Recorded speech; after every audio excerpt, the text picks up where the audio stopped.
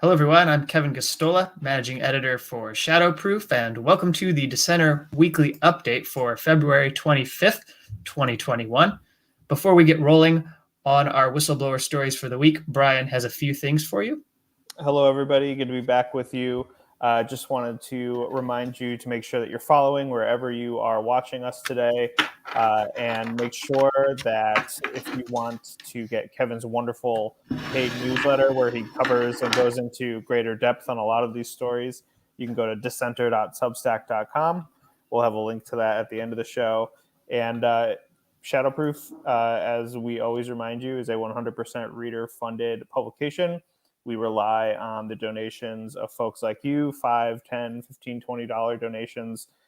If you want to help us out, if you like the work Kevin's doing and you want to see it through to the future, you can go to shadowproof.com/donate and see the options there. Without further ado, we got some good stories here this week. Let's go into our first one here. Whistleblowers in Arizona are alleging that a software bug kept hundreds of incarcerated people past their release dates. Absolutely terrible, horrifying news, especially in the midst of a pandemic. What is the story you have here?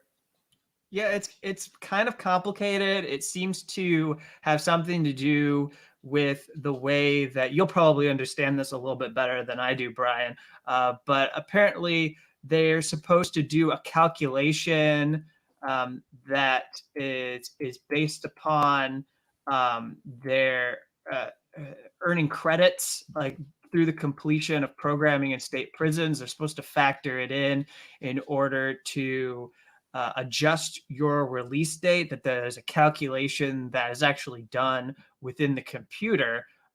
So they say the software module that came from this contracting with a company called Business and Decision was incorrect. And this is a contracting partner that manages state prisons, and it was unable to account for an amendment to a state law that was passed in 2019 that was so the department sources, these whistleblowers say that the software was not able to identify prisoners who qualified for these new additional release credits, was not able to calculate their new release dates upon the completion of the programming. And this is a local story. This comes from within Arizona.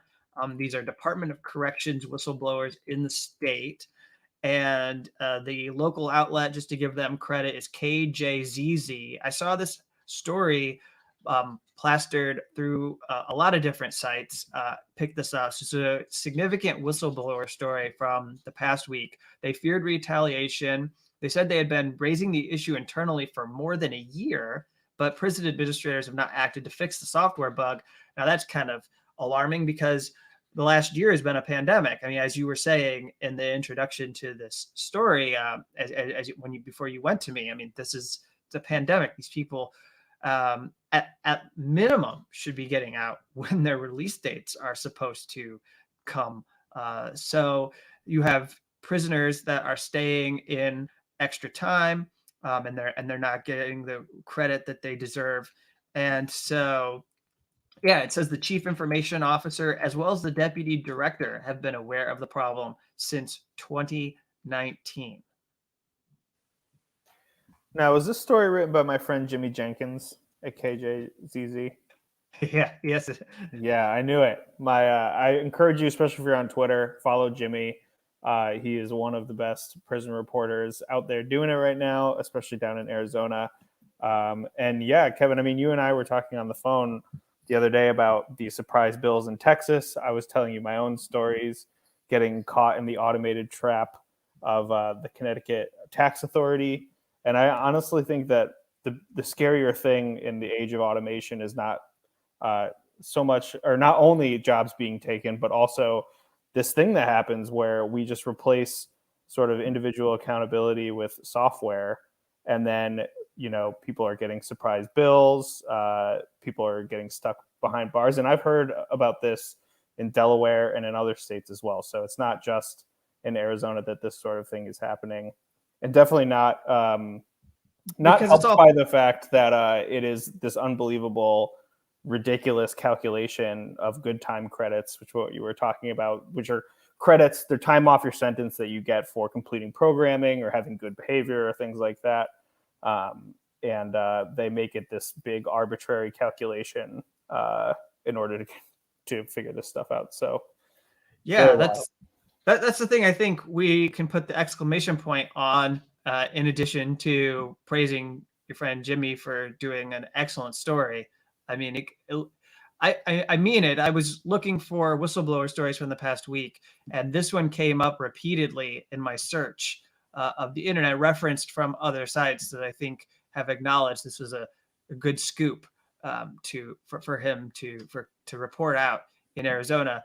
But put the exclamation point on it. The fact that they are making these calculations in their system, and it's not a human being who that is involved in this. So if a human being isn't involved, then you've got people who are just looking at the system for when your date comes up. And if you're a prisoner and you say, no, I'm supposed to get out on this day, I know how this works, then obviously they're going to go with what the system says. They're not listening to you. And you probably would need like a lawyer to intervene for you in order to have any kind of chance of making sure you get out on your date that you. Right. And so if you don't have that resource, if you don't still have an attorney, then what do you do? Yeah. And, especially since this took whistleblowers to get out, it's clear that they're not keeping tabs on it the way that they for should. A whole year. They claim a whole year. These are tech people, or these are the bureaucrats who have seen this, and they've been trying. Anyways, terrible. I'll let you go on to the next story. Let's go to the next one here. DHS secretary rejects last-minute ICE union agreement from the last days of Trump, which a whistleblower exposed. This we talked about on a previous show. What is the update here?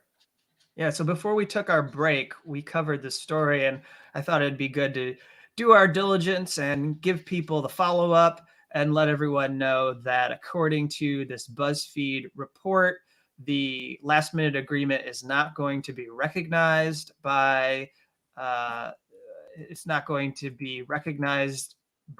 Department of Homeland Security. So the ICE union was put on notice that this was not negotiated in the interest of DHS and has been disapproved because it is not in accordance with applicable law. That's a quote. And the other part of this statement from DHS spokesperson is that the department's chief human capital officer notified ICE and the union in writing today that the proposed agreement has been disapproved.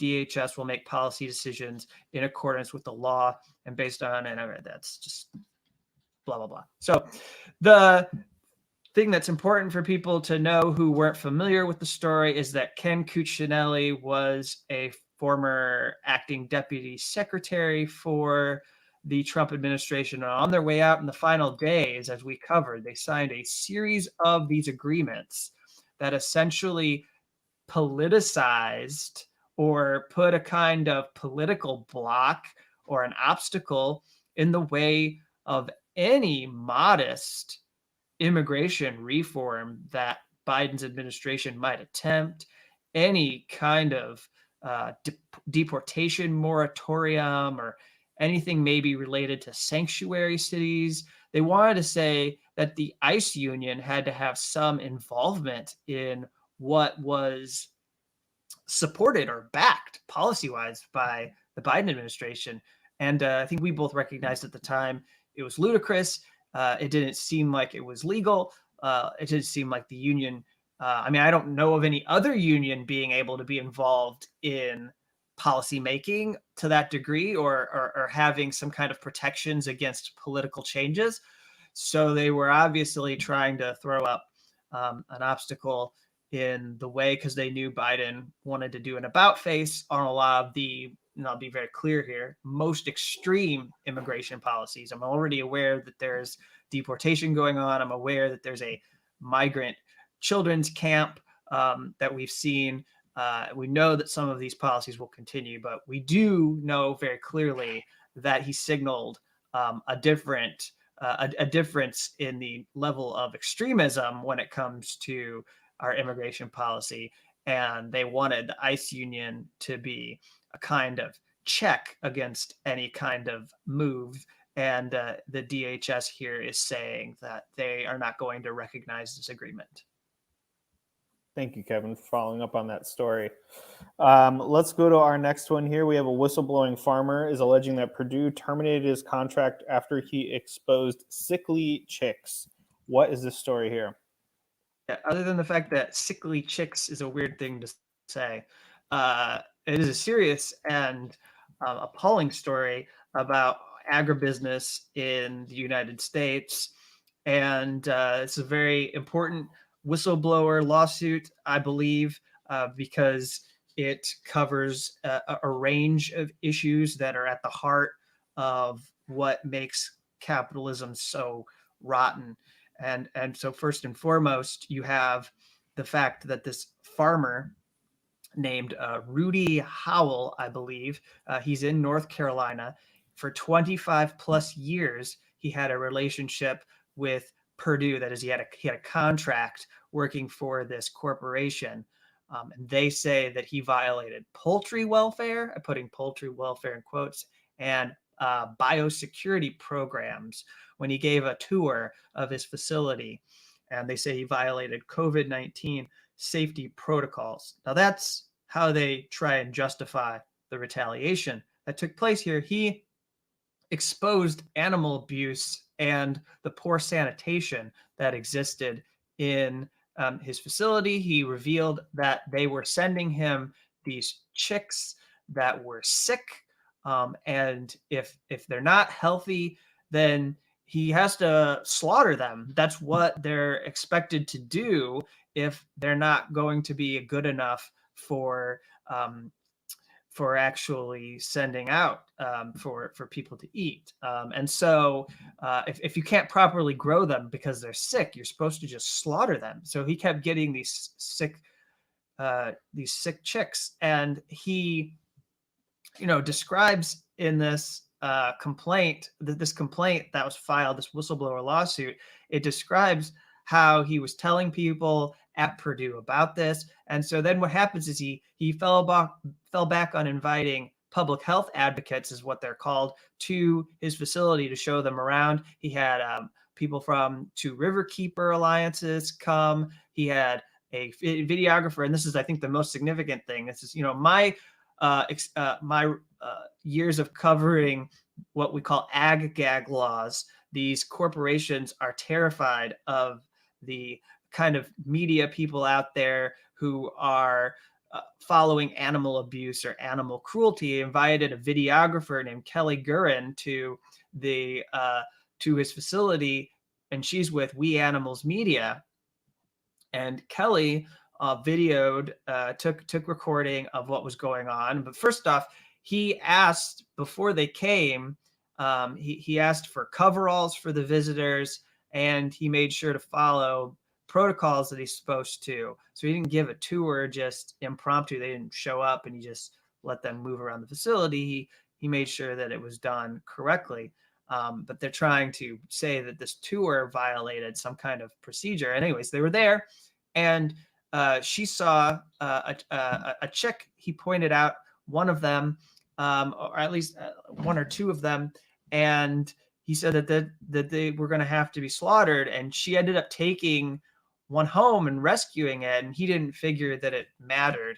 And so she produced media where she talked about rescuing this chick, and she gave it a name. And I covered this over at my newsletter, The Dissenter. She gave it a name. She called it Sweet Pea. And I think this is what freaks out companies and corporations like Perdue, because they're personalizing it. They're creating a story that people can dig into and get angry at these corporations for how they treat these chickens. And so there's that aspect. And we know these ag-gag laws have been about going after journalists like Kelly, whistleblowers like Rudy Howell. In fact, North Carolina had an ag-gag law. It was recently declared unconstitutional, as I mentioned in my report, as context for what's going on in this story. But that doesn't really get raised within this. what his lawyers say, and this is coming from the Government Accountability Project, is that the Food Safety Modernization Act protected Howell from making these disclosures. And so he's someone who should have been able to make these. Now, the other thing that people need to know about Rudy Howell before we move on to our next story is that this really highlights the kind of economic duress that farmers are going through in this country and what is happening because of this of agribusiness and the control they're able to exert over farmers. So Rudy Howell is in his 70s. He works long hours. He's deep in debt. He earned less than $40,000 in income in 2019. It's well below the average U.S. wage. But Perdue, this chicken factory farmer, is able to exact so much control over Howell that he has to get just about everything through them. He has to use their feed. He has to use their medication. He has to use their vaccines. He has to use their supplies to grow the chickens. He has to use he doesn't own the chickens. Perdue owns the chickens, and he's raising them. And they have to meet. This is very capitalist. They have to meet a standard of competitiveness, and if they don't, then he's in something called a tournament system where he's competing against other farms, and then he can lose his ranking, and to some degree that kind of determines the type of chickens that they're giving to him. And so he's getting these chickens that are not good. They're going to be ill.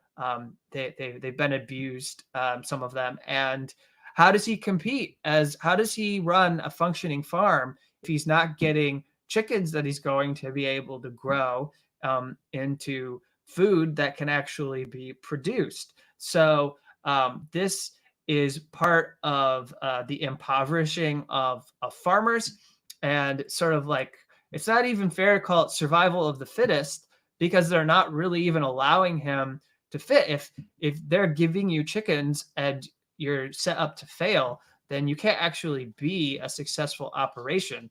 And so what he's blowing the whistle on goes even beyond animal abuse and animal cruelty, although that's a part of it. But it also includes the kind of corporatization of farming in the United States, and how people like Rudy Howell have really no recourse. They can get churned into pieces just trying to get by. And eventually, even though this is in his family, he took over his father-in-law's poultry contract business back in the 90s. And you think this is something good to keep going, but there's almost no incentive to keep doing this because of how much debt you're going to accrue from the way that Perdue treats you. Thank you, Kevin, especially that last point. I think that's incredibly important. So thank you. Our next story here, we have the U.S. Justice Department is failing to notify contractors of whistleblower rights. It's a systemic issue. What is the story you have here?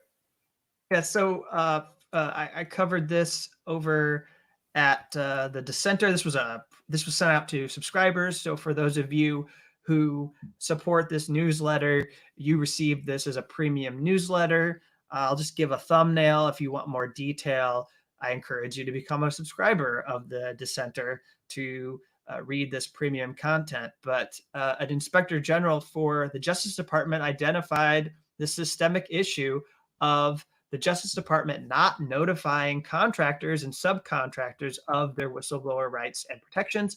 And it relates to some very important divisions that, so the Bureau of Alcohol, Tobacco, Firearms, and Explosives, I can think of reasons why we need to protect whistleblowers there. The Federal Bureau of Prisons, we could think of why people need to know that they have whistleblower rights. The Drug Enforcement Administration, something called the Environment and Natural Resources Division, and the United States Marshals Service. So by not informing people that they have these rights, then you're kept in the dark about the procedures you have to follow. and is very bureaucratic. People should understand that this whole deal that is repeated ad nauseum about going through proper channels isn't simple. If you're given guidance, if nobody tells you when you're hired or contracted what to do, if you see waste, fraud, or abuse, then you're totally lost. And there's really no incentive for you to stick your neck out and go talk to your superiors or go tell somebody if you're going to be told that you went to the wrong person, or you can't blow the whistle on this, or by the time you raise your voice, then you're retaliated against. And because you didn't log it properly here, you don't have any recourse to regain your job, or you don't have a way to expunge that you were terminated because you didn't do this correctly. It's stupid, but it's been this way in order to favor certain interests within governments, and to also favor the people who the culture of authority figures who run these agencies.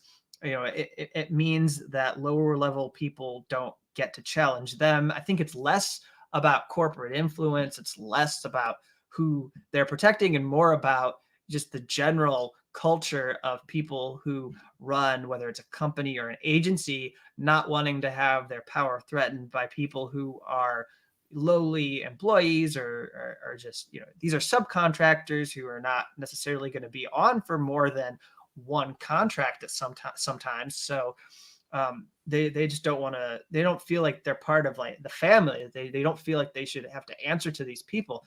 So, and Reality Winner, NSA Whistleblower Reality Winner was a contractor. So, when we talk about these issues about whether you're appropriately notified of your whistleblower rights, she was not working for the Justice Department, but it's important to think of who these people are and the kinds of things that they're brought on to do. So this may seem like not that big of a deal. Oh, they didn't tell you you have whistleblower rights. Isn't it already obvious that all these whistleblowers are always going to get trashed and beaten down? Well, no, that's a very cynical attitude. The way that things are supposed to work is that when you sign the contract, it contains language in there that instructs you on what to do if you see waste, fraud, or abuse, and that these are the regulations, and so beyond whether they're going to take what you say seriously, the basic fundamental fact is that every contractor who's brought on for our government should know exactly what to do if they want to be a whistleblower. Thank you, Kevin. Our next story here, we have leaked documents expose Reuters, BBC's involvement in a UK covert program to weaken Russia. What do you have here? Well, this has been providing some entertainment for people on Twitter, and I'll get to that after I summarize what this story was about. So this comes from some of my friends over at the Grayzone, and they obtained some leaked files that they say came from the hacking collective Anonymous, which claimed credit. Grayzone says that this resembles an earlier tranche of files from between 2018 and 2020 that contains evidence of a campaign by the British Foreign Office to cultivate support for regime change in Syria. So now these files have details about Reuters and BBC, which they point out are two of the largest distinguished news organizations in the world, that apparently attempted to answer the British Foreign Ministry's call to help them improve their ability to respond and promote our message across Russia and to counter the Russian government's narrative. Among the UK Foreign Office's stated goals, according to these files, is that they wanted to, quote, weaken the Russian state's influence on its near neighbors. Reuters and the BBC solicited multi-million-dollar contracts to advance the British state's interventionist aims. According to Grayzone, that they promised to cultivate Russian journalists through the Foreign Office's funded tours and training sessions. They wanted to establish influence networks in and around Russia and to promote pro-NATO narratives in Russian-speaking regions.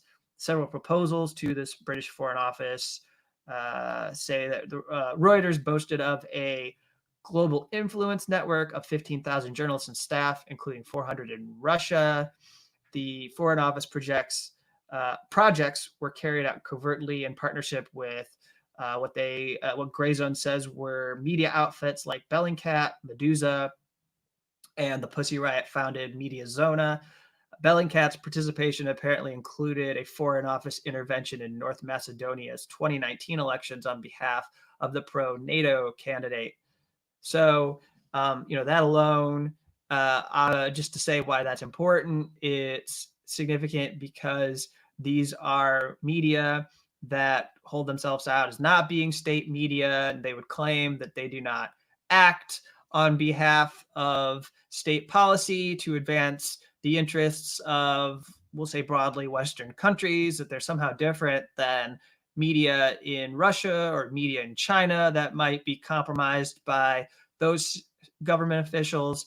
And yet this is showing clear evidence of them identifying with government officials in Britain and being willing to help them engage in what is part of foreign policy, the idea that these countries could counter Russia.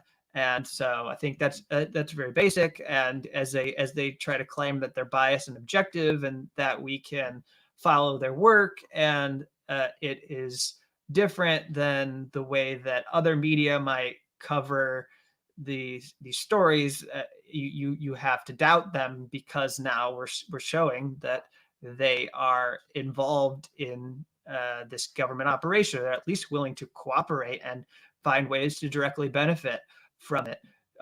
So then the thing that was entertaining is that Twitter attached a label to this that said these materials may have been obtained through hacking. This is something that we've heard over the last months. I spoke out against it immediately when YouTube was saying they were going to have a kind of policy that monitored or possibly even censored any coverage of materials that were possibly obtained through hacking. So this label was attached to this, and anytime anybody shared this link to the Grayzone's journalism, it said that this warning in an effort to kind of spook people from reading. And I'll just remind people that what Twitter's policy lays out, what they claim is a violation of their policy, is any journalism that covers material that was accessed legitimately outside of approved systems or networked. So disclosing materials accessed legitimately outside of approved systems or networks. That's really strange, because that could be whistleblowing. You could have. I don't know if you're accessing it outside of approved systems or networks. I don't know how that's legitimate. It should be illegitimate. But anyways, I don't. Assuming that you you got the information. I guess that could be whistleblowing. It could be a whistleblower that they're saying we can't read that. So it could be sources for a lot of different media. Disclosing materials accessed, unauthorized access or interception or access that exceeds authorization to a computer, network, or electronic device includes breaches or intrusions. I mean, this is the basis for Espionage Act prosecutions. This is also the basis for Computer Fraud and Abuse Act prosecutions. So this is Twitter taking the Justice Department's own law and enforcing it, regardless of whether there are prosecutions that are brought by Justice Department prosecutors. They are saying we're going to enforce the law ourselves through our platform, and we're going to determine when we think journalists have violated the law by publishing this material. They also say disclosing materials where there is evidence that they were obtained through malware or social engineering. So social engineering can be hacking. Social engineering can also be, impersonating somebody in order for you to find out information, which is something that journalists have done before. I'll also point out that the FBI has pretended to be journalists before in order for them to advance their agenda and to pursue their own cases. So this, to me, is troubling. I mean, it was also pointed out that it wasn't applied equally. there was a good story that was at Mint Press News by Alan McLeod, and he just pointed out that there was a clear double standard here in the way that Twitter applied, because if you consider Intercept's recent article on the alleged treatment by Chinese police of Uyghurs, that didn't have any warning label, and it involved hacked materials. And the New York Times' report on Texas Senator Ted Cruz's trip to Cancun didn't have anything on it, even though those were leaked or hacked materials.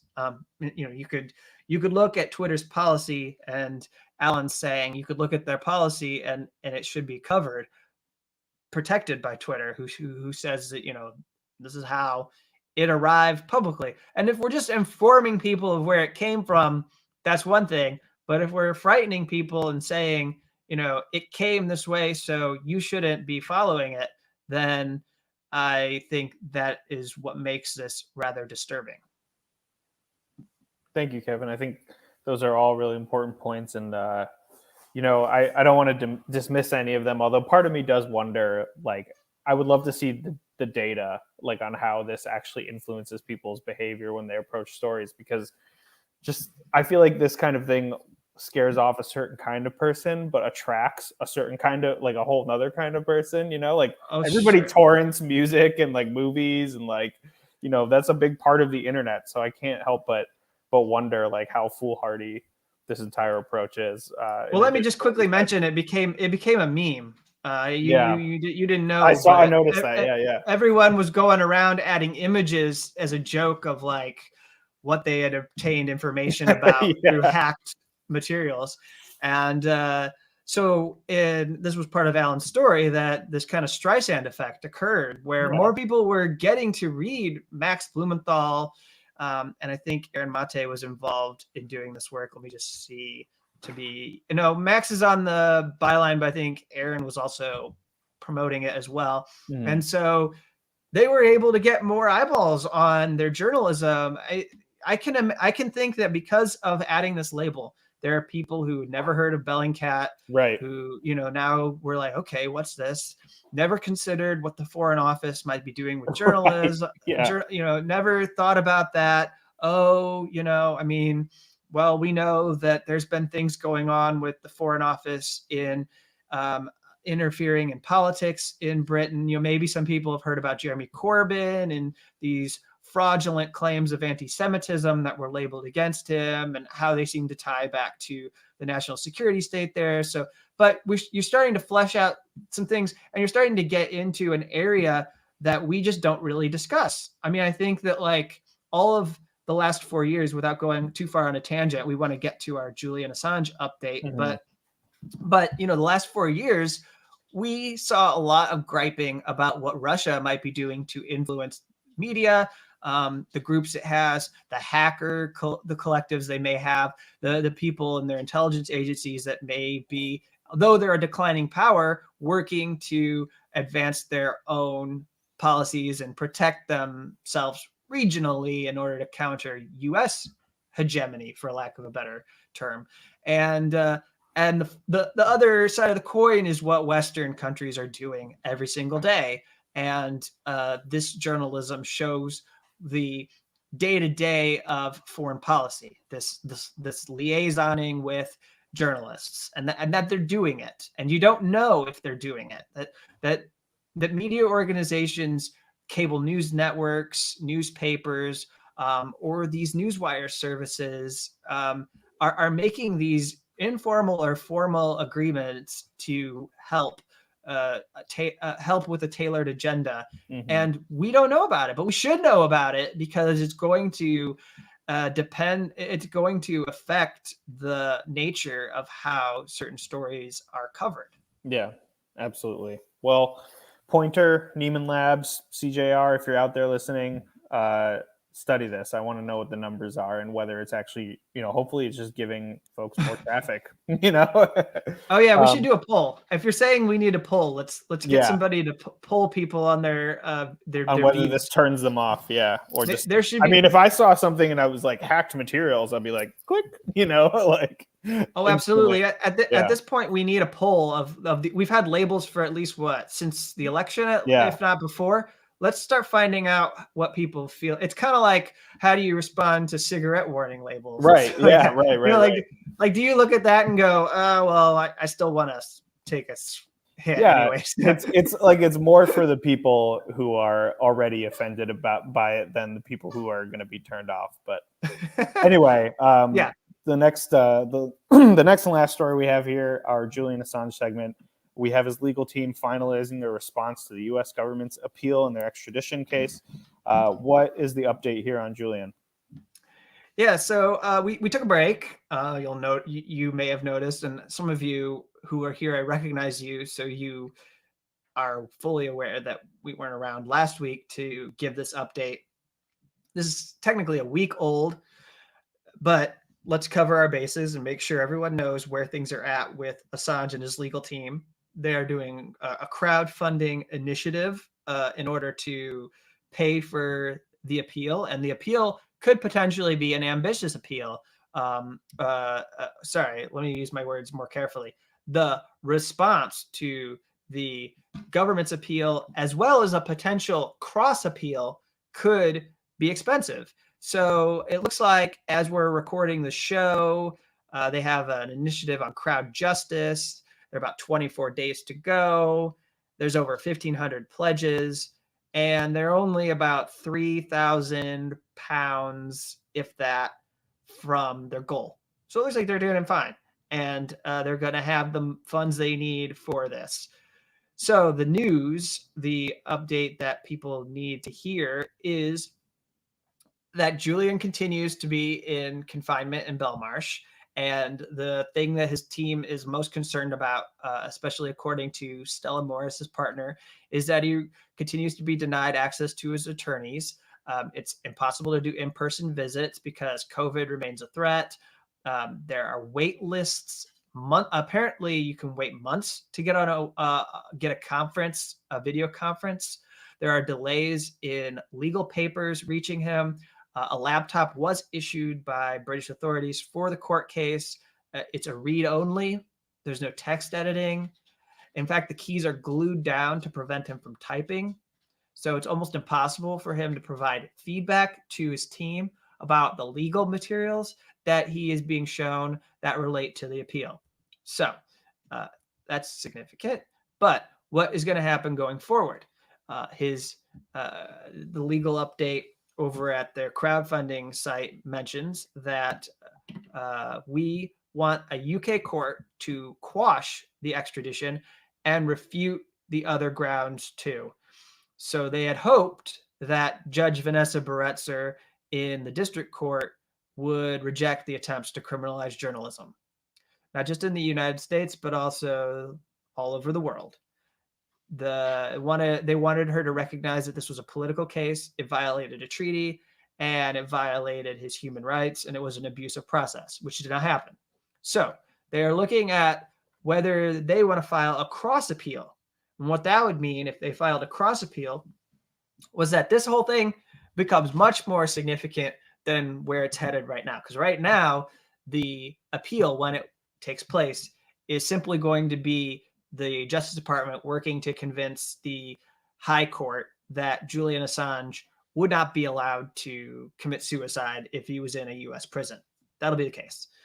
But if there's a cross appeal, then they argue that, and then his attorneys, the Assange legal team, argue that the district court made an error in judgment when she upheld other arguments that were brought forward by the government against journalism, against press freedom, not recognizing it was a political case, etc. And so then you'll have the High Court deciding on issues for both sides. I don't think it jeopardizes the potential for him to be able to prevail in the case, since it was decided already against him, there's nothing they lose from bringing that appeal. I mean, the thing that they need to make sure they don't lose is that sticking point. They need to make sure that the high court doesn't come around to believing that the district court erred in its judgment on the prison system, and how his mental health could result in him suffering cruel and inhuman treatment in a supermax prison. So this becomes complicated.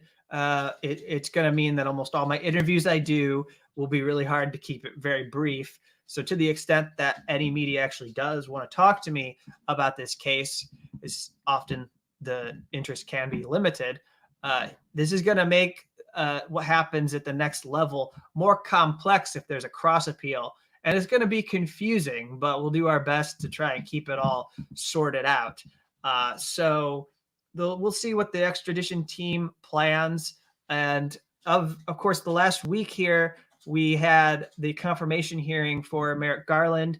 And once he's in as Attorney General, then we can see this pressure campaign to drop the charges go through a new phase of trying to force the administration to drop charges, of also seeking a policy declaration from Merrick Garland himself and his Justice Department about how they view not only this case, but the use of the Espionage Act to prosecute leaks, and how they bring those cases and what the effect is on journalists. As the last point I'll make here about all of this is that I just lost my train of thought. Anyways, this is where we are, and I think I'll keep providing updates as things develop. Cool. Great. Well, let's wrap up here. I don't know if you want to say any words here about your Substack. I definitely encourage people to subscribe. Anything you want to talk about coming up, or anything people need to know about? First, let's just thank Rob. We got a donation, so thank you for Rob. Thank you for your support, and thanks to everyone who gives. So long as we're allowed to receive, we are very glad to accept your support here on this platform. And this is the newsletter that I do weekly. It's called The Dissenter. And for those who stumble upon this clip and have never heard of it, it's basically a complement to what we're doing here with this show. And I do write-ups on whistleblower stories. And then every week there is a subscriber only piece that is sent out. And so please support this, and the more people we have supporting it, the more likelihood there is to grow it and potentially bring on somebody else who could help do coverage of the United States. Maybe we're able to expand and give it a more international dimension, who knows? But without having subscribers, we're not able to do anything additional with it. And I'm happy about where things are going right now. I think we do have several dozen people, and if not 100 or so, or a couple hundred people. So let's just keep growing it. Let's just keep having more. And I'm thankful for any comments that you leave on them. I respond to them. I make a point to respond to what everyone has to say about these stories. And I'm always interested in what kind of reactions you have to what we put together. So please feel free to share what these stories mean to you and what you think they reflect. And so that being said, I'll just say thank you for being supporters of us and this channel.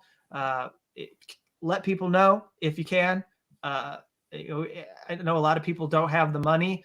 If you don't have the money, just try to tell 2 or 3 people in the next few days that we do the show, that we talk about these whistleblower stories, that you think it's worth people giving their time. And, the nice thing is we have the headers at the bottom, so you can give them a kind of suggestion of if they don't like it, they can, drag the bar and just watch the stories that they do find interesting, and skip the ones that they don't feel are important to them, and then share it with your friends and your family, and let them know that we're doing this show that covers what whistleblowers are going through in the United States and sometimes throughout the entire world, if I'm able to grab those stories and they make an international splash. We've talked about stories in Australia. We've got an audience of people here who watch the show who are based in Australia. They come from supporting Julian Assange, but they also when we do this, we're in a unique place because they are waking up the next day in Australia. So a lot of people catch our show. And then it's quite late in the UK, so we don't really have as many of those people, but sometimes they watch. And then let me just conclude here, because one of our good followers is mentioning that the streams. I'm still working on developing what we're going to do with having regular streams on the Shadowproof channel.